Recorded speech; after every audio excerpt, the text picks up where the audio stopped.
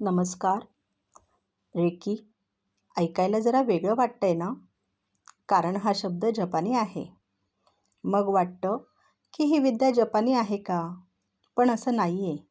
ही विद्या आपली भारतीयच आहे.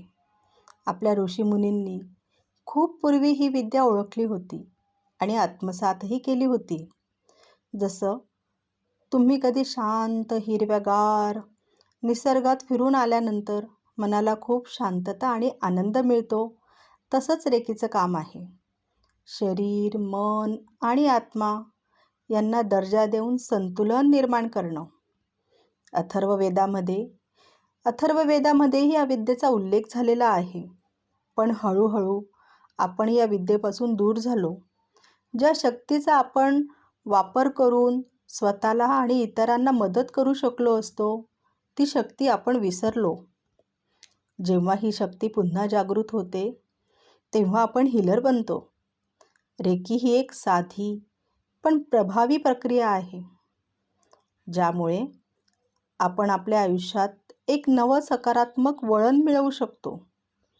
तुमच्याकडे याबद्दल अनेक प्रश्न असतील. रेकी म्हणजे काय असेल?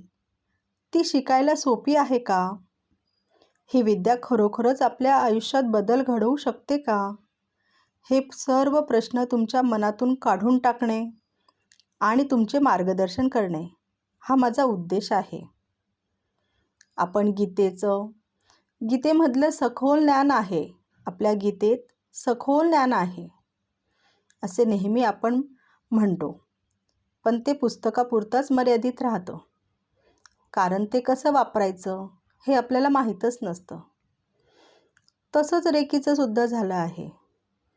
रेकी ही एक विद्या आहे, पण ती आपल्या आयुष्यात उतरवणं महत्त्वाचं आहे. म्हणून चला, रेकीच्या या प्रवासाला सुरुवात करूया. आपली शक्ती, आपली विद्या ती पुन्हा जागृत करूया.